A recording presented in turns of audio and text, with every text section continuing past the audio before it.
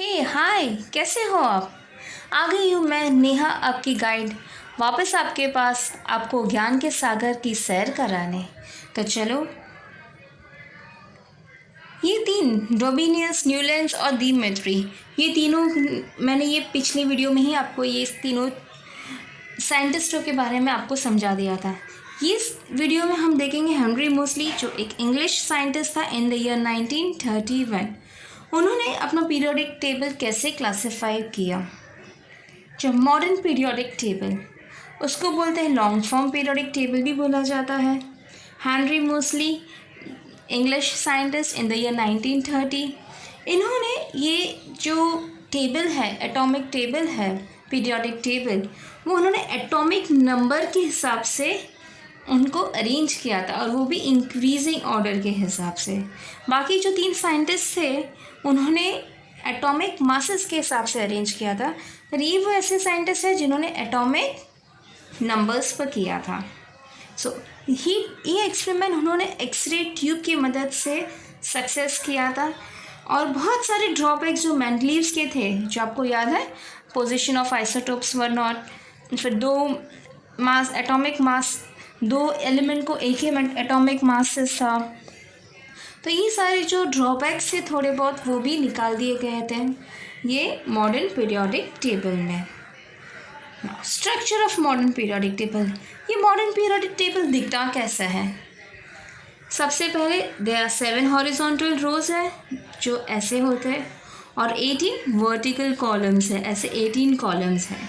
एक बॉक्स में एक एलिमेंट को रखा गया, हर एक एलिमेंट के लिए एक सेपरेट बॉक्सेस है।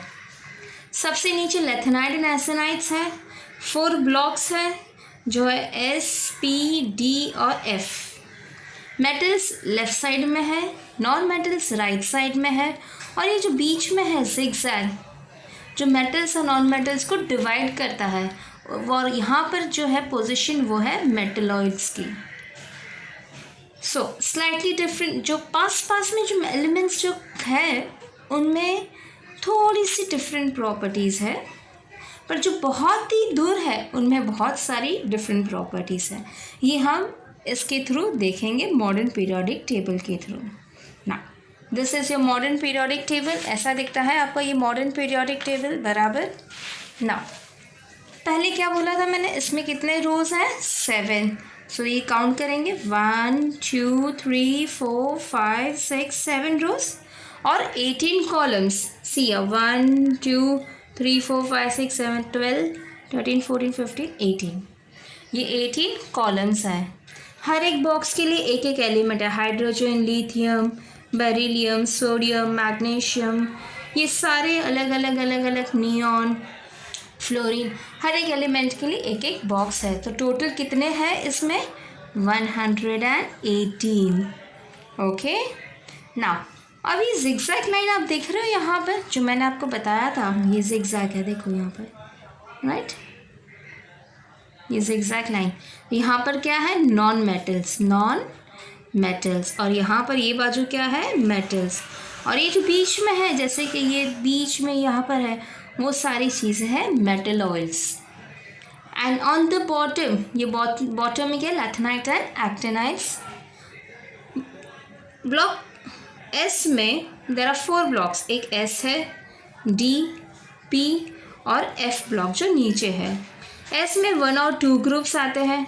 ब्लॉक डी में 3 से लेके 12 तक, फिर ब्लॉक पी में 13 से लेके 18 तक, and F block at the bottom. जो पास एलिमेंट्स हैं, जैसे कि मैं बोलूँ लिथियम और बेरिलियम, ये दोनों की प्रॉपर्टीज़ थोड़ी बहुत सिमिलर हैं, पर जो एलिमेंट्स बहुत ही दूर है, जैसे कि लिथियम और यहाँ पर ये Ag, सिल्वर को ले लें, ये दोनों के बीच में बहुत ही डिफरेंट प्रॉपर्टीज़ हैं। तो ये आपको स्ट्रक्चर समझ में आया? यहाँ पे जो स्ट्रक्चर लिखा है उस हिसाब से ये मॉडर्न पीरियोडिक टेबल समझ में आया? अगर नहीं आया तो दोबारा इसको देख लेना। अब हम आगे जाते हैं, electron capacity of an electron shell. जो ग्रुप 1 के शेल है उनको, वो बिलोंग करते हैं अल्कली फैमिली को, इसलिए उसका वैलेंसी क्या है? 1। ग्रुप 2 अर्थ में, इसलिए उसका वैलेंसी है 2. Group 17 is a family of halogens. Okay, तो ये आपको समझ में आया। देन नाउ आगे बढ़ते हैं। इससे आगे क्या लिखा हुआ है, just see. Top to bottom one shell is gets added and left to right atomic number of valency increases. अब इसका मतलब क्या है, हम वापस यहाँ पर जाते हैं। Top to bottom one shell gets added मतलब सपोज ये है हाइड्रोजन। हाइड्रोजन का मास क्या है 1, राइट। तो यहाँ पर क्या होगा, सिर्फ एक इलेक्ट्रॉन्स आएगा फर्स्ट शेल में, राइट। फिर क्या है, हाइड्रोजन के बाद है लिथियम। लिथियम का एटॉमिक नंबर 3 है, राइट। सो 1 2 और एक शेल बनाना पड़ेगा, ये है 3। सो ऊपर से नीचे गए तो क्या होगा, एक एक शेल ऐड होते गया। पर अगर लेफ़्ट टू राइट जाए, अभी ये लिथियम का हमने बनाया, फिर लिथियम के बाद क्या है बेरिलियम, जिसका एटॉमिक नंबर क्या है 4। तो उसका क्या करेंगे 1 2 3 और 4।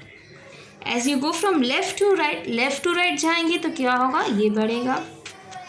और टॉप टू बॉटम में क्या बढ़ेगा, एक यहाँ पर देखो, top to bottom one shell is added, एक शेल बढ़ गया, जैसे हम लोग हाइड्रोजन से लिथियम में आए। और left to right atomic number और valency of an electron increase by 1। हर एक उसमें एक एक से क्या होगा, इंक्रीज होता जाएगा। ये समझा आपको बराबर से। हाइड्रोजन और यहाँ पर जैसे देखो मैग्नीश हाइड्रोजन, इसमें एक शेल आएगा, लिथियम के लिए 2 शेल आया, फिर वापस सोडियम के लिए कितने शेल्स बनेंगे, 3 शेल बनेंगे, राइट। वैसे लिथियम और सोडियम, फिर नीचे पोटेशियम और एक शेल्स एडेड होते जाएगा फ्रॉम टॉप टू बॉटम। पर लेफ़्ट टू राइट में जाएंगे तो क्या होगा, एक एक वैलेंसी इंक्रीज होगा या उसका एटॉमिक नंबर। जैसे कि सोडियम का एटॉमिक नंबर क्या है, सोडियम का 11 है। फिर उसके बाद क्या, मैग्नीशियम, उसका क्या है 12। फिर क्या है एल्यूमिनियम 13। एक एक एटॉमिक नंबर क्या हो रहा है, यहाँ पर इंक्रीज हो रहा है। Am I clear? जो first shell it contains how many, capacity of first shell is 2। ये हम लोग ने पहले भी पढ़ा है, इजंट इट। सेकेंड शेल का कैपेसिटी कितना है 8, वो कैसा आता है 2 × 2⁻²। थर्ड शेल का कैपेसिटी कितना है 18, 2 × 3⁻²। But according to the third law of Newton हम लोग ने फाइंड किया था कि 8 एलिमेंट्स ही क्या होगा, थर्ड शेल में ऑक्यूपाई होगा। And so this periodic table has prove that, ये पीरियोडिक टेबल में उसने उसको प्रूव करके बताया है। सो आगे जाते हैं, मॉडर्न पीरियोडिक टेबल समझ में आया आपको। Now periodic trend in modern periodic table, valency. अब वैलेंसी क्या है, ये हमने आपको पहले भी बताया था। Number of electron present in outermost shell, जितने इलेक्ट्रॉन, जैसे यहाँ पर कितने हैं, लिथियम है तो कितने हैं 1। फिर इसके बाद क्या आएगा, लिथियम के बेरिलियम, राइट, तो उसका क्या है 2। तो यहाँ 1 और एक ऐड हो जाएगा इलेक्ट्रॉन, तो ये 2 बन गया, राइट। तो वैसे इसका वैलेंसी क्या रहेगी 2 रहेगी। वैसे what is atomic size, atomic size मतलब क्या, from the radius to the electron, this radius of an atom, that is called as atomic size. So left to right atomic radius decreases as one electron gets added. जैसे left to right, जैसे lithium से हम गए beryllium में तो क्या हुआ, एक इलेक्ट्रॉन्स ऐड हुआ। जैसे एक इलेक्ट्रॉन्स ऐड होता है तो न्यूक्लियस क्या होता है, अपने आप को वो खींचता है, इसलिए उसकी रेडियस क्या हो जाती है, डिक्रीज हो जाती है। पर जब top to bottom when it goes, so what happens, एक shell gets added, 1 shell add हो जाता है, इसलिए उसकी क्या होती है, एटॉमिक साइज इंक्रीज हो जाती है। समझे आप? सो रेडियस जब going from left to right radius क्या होता है, डिक्रीज होता है। टॉप टू बॉटम में रेडियस क्या होता है, इंक्रीज होता है। समझ में आया आपको, right. Now what is metallic and non metallic characters. Most of the metal have a tendency to lose electron, right? उनको कैशियन बोलते हैं, मेटल्स को। तो वो अपने इलेक्ट्रॉन्स लूज़ करता है ताकि वो स्टेबल रह सके, तो उसको बोलते हैं इलेक्ट्रोपॉजिटिविटी।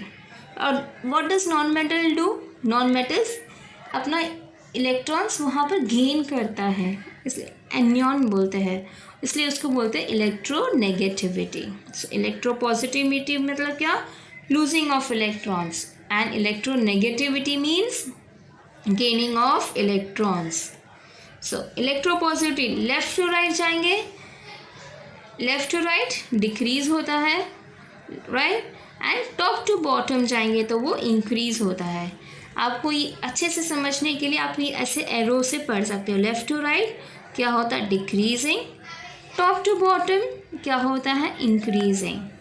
क्या है ये? इलेक्ट्रोपॉजिटिविटी। वैसे ही electronegativity is just opposite. Left to right जाएंगे तो इंक्रीज होगा, फिर टॉप टू बॉटम जाएंगे तो वो क्या होता है? डिक्रीज होता है। सो ये एरोज से आपको समझ में आएगा, अच्छे से इसको याद कर पाओगे। ऐसे 3 यहाँ पर लिखे हुए, will go for that also now.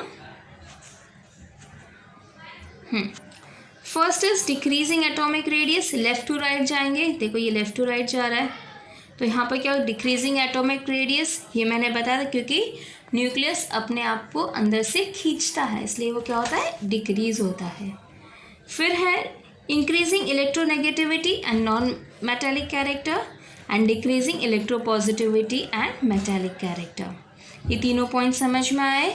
वैसे यहाँ पर जाएंगे तो सीधा उसका ऑपोजिट है। जैसे increasing atomic radius top to bottom, decreasing electronegativity and metallic character, and increasing electropositivity and metallic character. Hope this is understood, metallic and non-metallic characters also now. Now the last point in this chapter is gradation of halogen family. So this is a gradation of halogen family in the group 17. General formula इसका है X2। X2 क्यों? जैसे कि हम लिखेंगे fluorine, तो fluorine को कैसे लिखेंगे? F2। फिर है chloride, Cl2, bromine, it is Br2, iodine, I2, right. तो ये जनरल फॉर्मूला X2 है, इसलिए इसको बोलते हैं, ये है halogen family, they are the group of halogen family. So thanks for watching. अच्छा, आपको ये वीडियो पसंद आया होगा तो ऑफकोर्स देखते रहिए ये वीडियो और ज़्यादा समझने के लिए। थैंक यू, धन्यवाद। जय हिंद, वंदे मातरम।